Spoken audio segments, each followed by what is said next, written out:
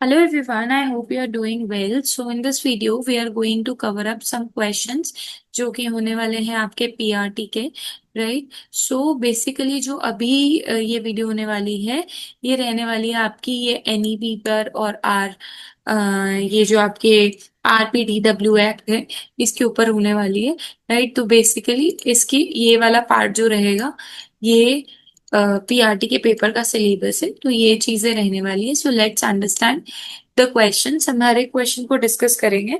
So first question is which of the following is not a की M of education. जो M नहीं है education का, memorisation skills को इनकलकेट करना, क्रिटिकल थिंकिंग तो है, डेवलपमेंट ऑफ साइंटिफिक टेम्पर भी है, कॉन्स्टिट्यूशनल वैल्यूज बच्चों में आनी चाहिए, तो ए पार्ट नहीं है. एनईपी के अकॉर्डिंगली ईसीसीई कब से रूट करना चाहिए, अकेडमिक के क्यों रूट करना चाहिए बच्चों के अंदर, यानी अर्ली चाइल्डहुड जो करिकुलम होता है एजुकेशन कब देनी चाहिए, अकेडमिक एक्सेलेंस के लिए, फॉर्मल क्लासरूम के लिए, play based and activity based learning के लिए, या फिर डिसिप्लिन बेस्ड लर्निंग के लिए. So C is the correct answer. Next question is what is the age group targeted under foundational stage in NEP 2020. जो age group बताइए foundational as की वो क्या है एनईपी के अकॉर्डिंग से, 3 से 6 साल के बच्चे, 3 से 8 साल के बच्चे, 3 से 6 से 10 साल के बच्चे, या फिर 6 से 14 के. So 3 to 8 years. Then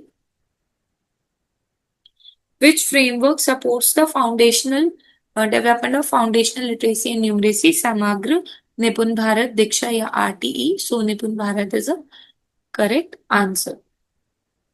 next question is 5+3+3+4 curriculum जो आया है इसने किसको रिप्लेस किया है, 10+2, 6+3+3+2, 12+2, या फिर नन ऑफ द. सो 10+2. कौन सा ऐसा है जो पिलर नहीं है होलिस्टिक और इंटीग्रेटेड लर्निंग का, इंटेलेक्चुअल, फिजिकल, इमोशनल या political. So the correct answer is political.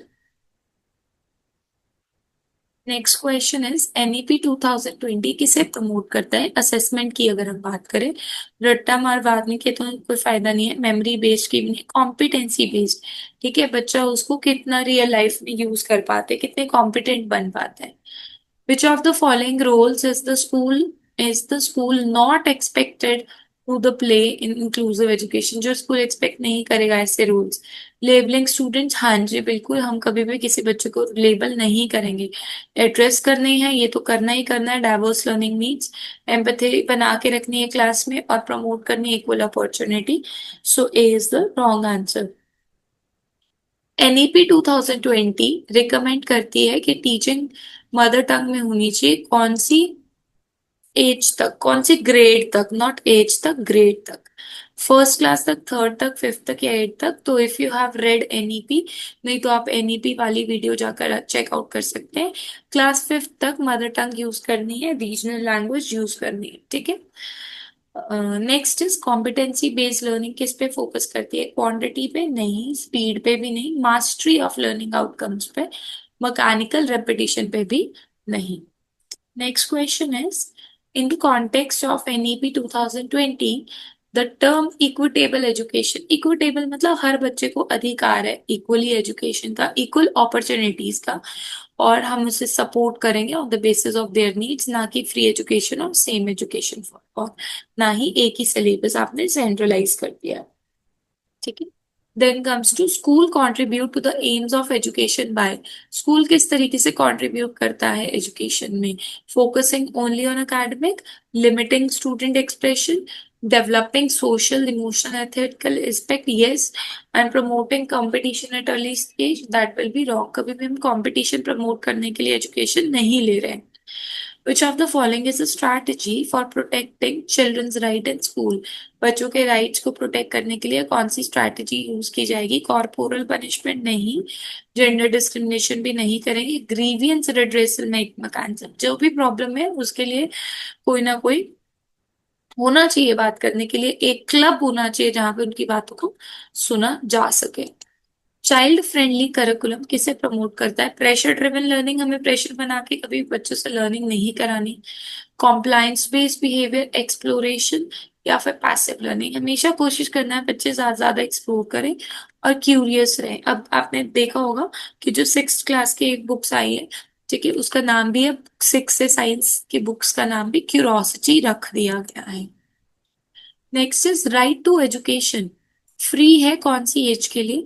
देखो, जो राइट टू एजुकेशन है वो जो आपके 6 to 14 ईयर्स के लिए तो फ्री है, बट एक चीज ध्यान रखना, 18 ईयर्स के लिए फ्री है वो बच्चों के लिए जो कि डिसेबल्ड है।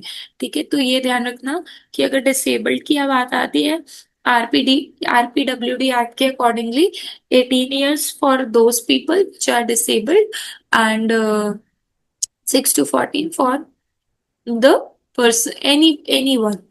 Which of the following is a foundational principle in ECCE? ECCE में फाउंडेशन प्रिंसिपल क्या है?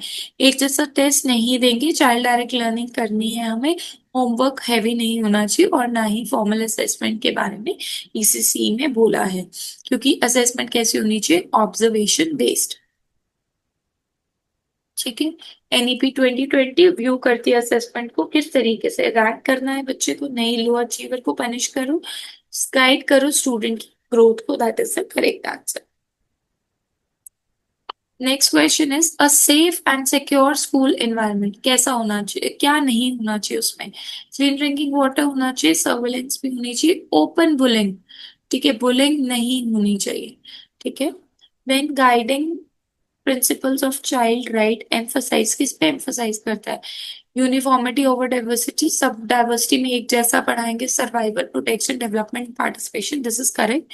ओनली कॉग्निटिव ग्रोथ और denial of differences will be the wrong answer. If you are finding this video productive और अगर आपको session अच्छा लग रहा है, so do like, share and subscribe. NEP 2020 suggest करती है कि कंटेंट के लोड को थोड़ा सा रिड्यूस करो, ताकि रट्टा मार सके बच्चे, मीनिंगफुल लर्निंग कर सके। फिर से रोड टेस्टिंग तो नहीं करनी है, लेक्चर बेस्ड मेथड भी नहीं करना है। ठीक है जी। 21st question is inclusive education किस पे डिमांड करता है?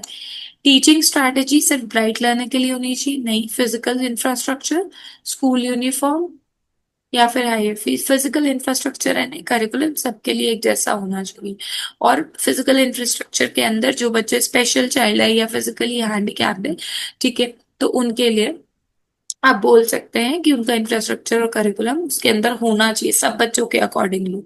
School can promote holistic overall development कब करवाएगा? जब हम बच्चों को सेग्रीगेट कर देंगे, इंटीग्रेट करेंगे आर्ट, स्पोर्ट्स और एकेडमिक्स, टीच करेंगे सिर्फ टेक्स्ट बुक से, या फिर रिमूव करेंगे को curricular content.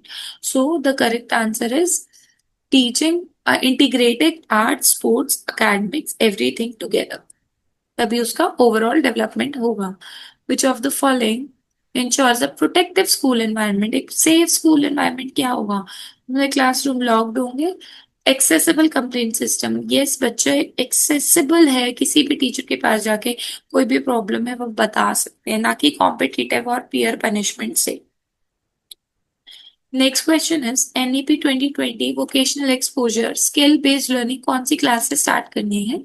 grade 1, grade 6, grade 9 या grade 12? Correct answer is grade 6। Next question is competency based education किस पे एम्फोसाइज करती है? सिर्फ और सिर्फ टेक्स्ट बुक पढ़ने के लिए? Understanding, yes definitely. सिलेबस को फिनिश करना है, मल्टीपल एग्जाम्स, ये सब गलत हो जाएंगे।